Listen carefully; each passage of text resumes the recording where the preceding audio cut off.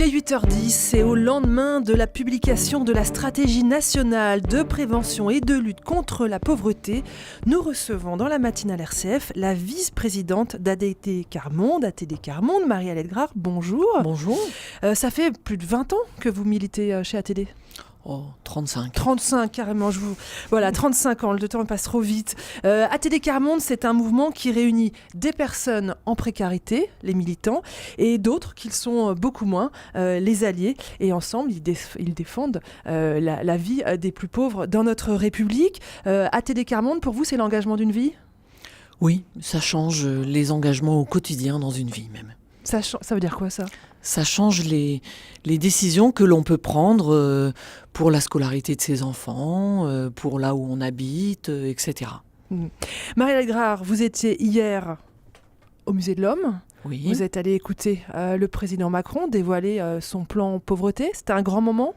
C'était un grand moment parce que, on peut le dire, il faut le reconnaître, c'est quand même la première fois qu'un président de la République dans notre pays a des mots aussi forts pour la lutte contre la pauvreté et la grande pauvreté. C'est quand même le premier président à dire que si la France ne mène pas ce combat contre l'éradication de la grande pauvreté, alors qui mènera ce combat ?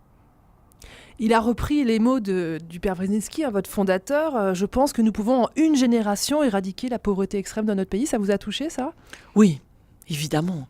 Nous, je vais vous dire même, c'est ce que nous attendions de fort de sa part. Mais il n'y avait pas que ça. Il a repris beaucoup de paroles de personnes du Quart Monde qu'il a rencontrées. Nous allons en parler lundi dernier à ATD Quart Monde. Parce qu'il a été touché, je pense. En tout cas, on va raconter ça. On reviendra sur ce qui s'est passé hier, mais il est venu lundi chez vous à ATD Quart Monde à Noisy-le-Grand, là où est née l'aventure d'ATD Quart Monde. Il est venu à rencontrer les militants et les alliés. Comment ça s'est passé ? Il était à son aise, le président Macron ?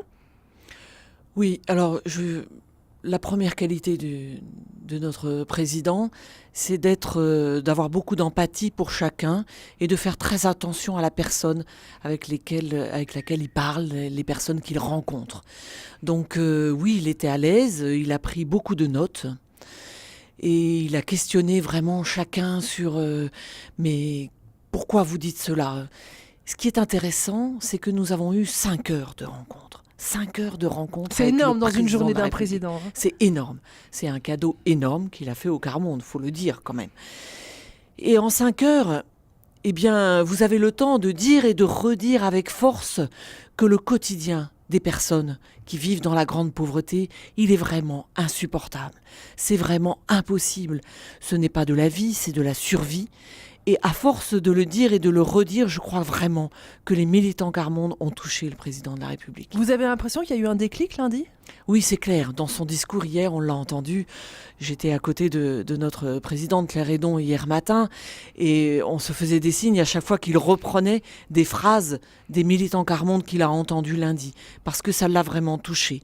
Alors, au-delà de toucher le président de la République, c'est important. Parce que c'est lui qui impulse auprès de ses équipes, auprès de l'ensemble de la nation derrière. Ça, c'est vraiment très important.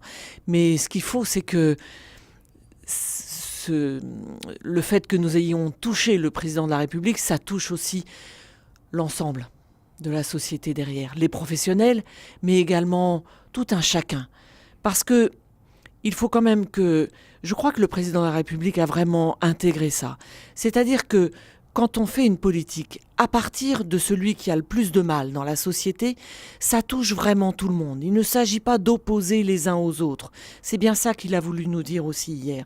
Je vais vous prendre un exemple très concret. Dans l'école, dans l'éducation.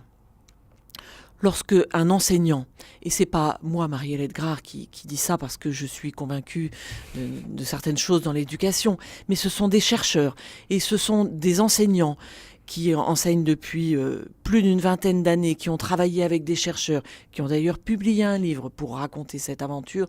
C'est-à-dire que quand on prend comme but dans sa pédagogie, dans la classe, de partir de l'enfant qui a le plus de mal dans la classe, ça permet à tous les enfants de progresser. C'est-à-dire que l'enfant qui a le plus de mal, il va progresser, mais également les enfants qui réussissent très bien dans la classe, ils vont progresser. Je vous prends cet exemple pour dire que quand on part de celui qui a le plus de mal dans la société, ça permet à toute la société d'avancer ensemble. Et ça, vous avez l'impression que le président de la République a compris ça? C'est vraiment ce qu'il a dit hier matin. Alors, on a commencé en disant que c'était un grand jour, mais il y a toujours un mais. Il y a toujours un mais. Alors, quel est le mais? Il y a un certain nombre de mais. Les 8 milliards ne sont pas tout à fait 8 milliards, puisqu'il y a 4 milliards de redéploiement, donc qui sont déjà sur la table. Donc on va plutôt dire 4 milliards, donc c'est pas beaucoup. Mais l'argent ne fait pas tout. C'est ce que je disais à l'instant. C'est aussi une prise de conscience. Une prise de conscience qu'il s'agit de prendre en compte les paroles des personnes les plus défavorisées pour mettre en route des politiques qui fassent changer la vie de ces personnes. Marie-Alette Grard, on va rentrer un peu dans le détail de ce plan. Peut-être d'abord, vous avez commencé à l'évoquer, la question des enfants. On sait qu'en France, les chiffres courent, 14% de la population vit en situation de pauvreté et près de 20% des moins de 18 ans vivent en situation de pauvreté. Il y a vraiment une urgence en France à s'occuper des plus jeunes? Il y a une urgence. Non seulement des plus jeunes, mais de l'ensemble. Enfin, c'est pas possible que dans notre pays, 6e puissance mondiale, nous ayons 9 Un 000... enfant sur 5 est un enfant pauvre dans notre pays. 1,2 million d'enfants, de jeunes, dans notre système obligatoire, de scolarité obligatoire. 1,2 million vivent dans une famille qui vit dans la grande pauvreté. Et on ne tombe pas du jour au lendemain dans la grande pauvreté, il faut bien se le redire. Vivre dans la grande pauvreté, c'est avoir des soucis dans le domaine du logement, de l'emploi, de la santé, de l'éducation. C'est ce cumul de précarité qui fait que l'on vit dans la grande pauvreté et que malheureusement, on n'en sort pas du jour au lendemain. Donc oui, il y a une urgence. C'est pas acceptable que dans la 6e puissance mondiale, nous en soyons là. Nous laissions autant d'enfants, de jeunes sur le bord de la route. Le président de la République a annoncé une stratégie nationale de prévention et de lutte contre la pauvreté. La pauvreté, ça se prévient? La pauvreté, ça se prévient, oui, parce que... Alors, il y a la grande pauvreté qu'il faut absolument éradiquer, mais il faut prévenir la pauvreté. Il faut prévenir le fait que les personnes ne tombent pas durablement dans la pauvreté pour ensuite arriver dans la grande pauvreté. C'est-à-dire, n'est pas ce cumul de précarité. Donc, ça se prévient par les places en crèche, comme l'a annoncé le président de la République. Mais les places en crèche, ce n'est pas une fin en soi. C'est bien de mettre davantage de places de crèche pour les familles les plus défavorisées. Mais il faut former les professionnels à aller rencontrer les familles, à oser aller rencontrer les familles dans le quartier pour que ces familles osent venir mettre leurs enfants à la crèche. Parce que quand on vit dans la précarité ou dans la grande précarité, on a peur.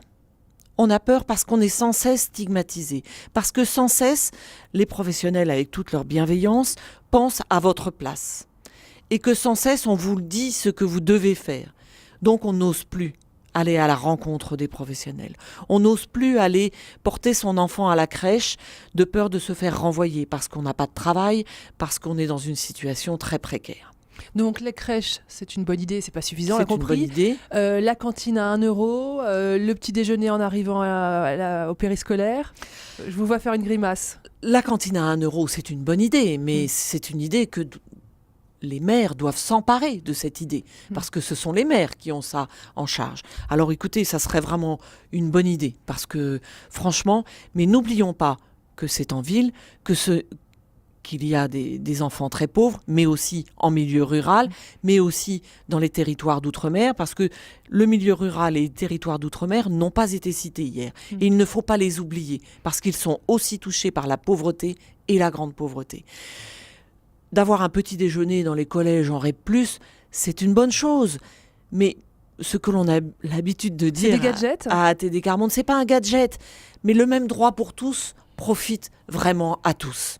C'est-à-dire qu'il n'y a pas des enfants ou des jeunes qui vivent dans la grande pauvreté qu'en REP+, dans notre pays. Les REP+, je le rappelle, ce sont les collèges qui sont dans les quartiers dits les plus défavorisés, les plus difficiles, comme on dit. Eh bien, il n'y a pas des jeunes qui vivent dans la grande pauvreté que dans ces collèges-là.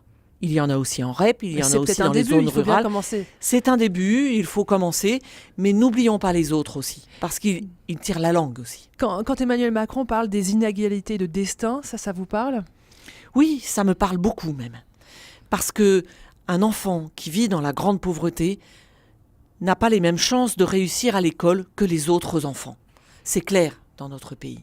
C'est vraiment une injustice pour laquelle il nous faut avancer. Ce n'est pas possible qu'un enfant qui vit dans la grande pauvreté ne puisse pas avoir la même scolarité que les autres enfants. Donc ça, il faut qu'on avance. Marie Ladgras, je rappelle que vous êtes la vice-présidente d'ATD Quart Monde et vous êtes ce matin la grande invitée de la matinale RCF.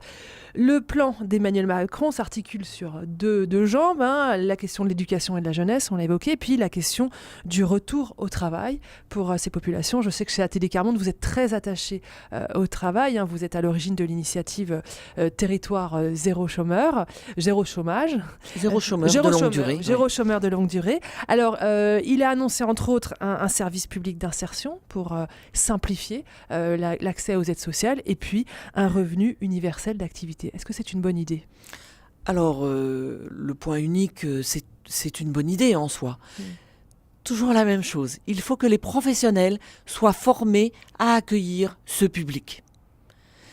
Et si je peux ajouter une petite touche personnelle de vice-présidente d'ATD Quart Monde, c'est même si on pouvait former une grande partie de ces professionnels par des co-formations, c'est-à-dire des formations où on met ensemble des professionnels qui vont accueillir des personnes qui sont en situation de pauvreté ou de grande pauvreté et les personnes qu'ils vont accueillir ensuite. Parce que ça fait changer vraiment les façons de voir les choses. Ça fait changer pour les professionnels, mais également pour les personnes qui seront accueillies. C'est très important, ces co-formations. Il faut qu'elles soient bien faites. ATD Quart Monde pourrait s'investir là-dedans ? Oui, nous le faisons déjà. Mais voilà, il faudrait vraiment le déployer davantage parce que ça soutient vraiment bien les professionnels dans leur quotidien. C'est très important. Alors, vous parliez... le revenu universel Voilà, le revenu universel d'activité. Alors écoutez, il n'a pas déployé grand-chose sur ce revenu. On ne sait pas, le voile n'est pas bien levé. L'inquiétude que l'on peut avoir, c'est que avec ce revenu universel d'activité, les plus pauvres soient pénalisés. C'est-à-dire que on se dise, eh bien, s'ils ne veulent pas aller travailler, parce que c'est quand même comme ça depuis des années dans notre société. On les montre du doigt en disant que ce sont des feignants et qu'ils ne veulent pas aller travailler. Mais le président l'a dit hier. Et ça, je veux vraiment qu'on soit sûr que tout le monde l'entende. Il y a des personnes qui sont en trop grande difficulté, qui sont trop marquées par cette vie de grande pauvreté depuis des années et qui ne pourront pas, comme les autres, retrouver un emploi comme tout un chacun. Il faut des emplois adaptés et parfois, il faut être d'accord que ces personnes ne peuvent pas retravailler. Alors, il ne s'agit pas qu'elles se retrouvent avec rien. C'est notre crainte. Notre crainte, ce serait qu'avec ce revenu universel d'activité, certains soient pénalisés et n'aient plus rien. Ou que que l'APL ou les allocations familiales soient un peu rognées. Or, on le sait actuellement. Chaque euro compte. Chaque euro compte.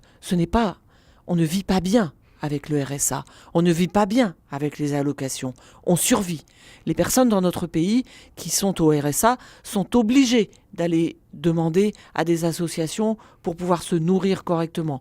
Parce qu'à partir du 15 ou du 20 du mois, on n'arrive plus à se nourrir correctement. Donc, nous serons très attentifs. Ça ouvre des perspectives quand même.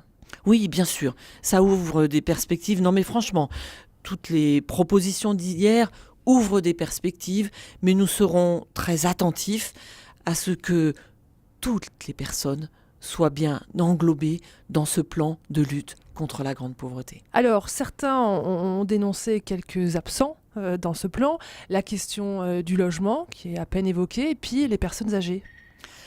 Non mais, Je pense que le président, je ne veux pas défendre le président de la République, je ne suis pas là pour ça, mais je pense que de toute façon, dans la stratégie pauvreté depuis des mois, qui est engagée depuis des mois par le gouvernement, ils n'ont pas englobé l'ensemble, mais et le président de la République hier n'a pas été exhaustif sur l'ensemble, parce que la pauvreté, la grande pauvreté, ça touche l'ensemble des droits. Donc évidemment, le logement est là-dedans. Si j'ai bien compris, ils vont donner des mesures pour le logement dans les jours ou dans les semaines à venir. Et nous le souhaitons, parce que le logement, c'est essentiel. C'est essentiel. Et les milliers de personnes, les millions de personnes qui sont mal logées dans notre pays, ça ne peut plus durer. Ça ne peut plus durer. Ce n'est pas possible que des familles vivent pendant des semaines, des mois, des années à la rue ou à l'hôtel. Ça ne peut pas durer. Merci beaucoup, Marie-Hélène Grard, d'avoir été notre grande invitée, nous avoir aidé à regarder ce nouveau plan pauvreté présenté hier par le président de la République. Merci beaucoup à vous. C'est pourquoi je souhaite que nous créions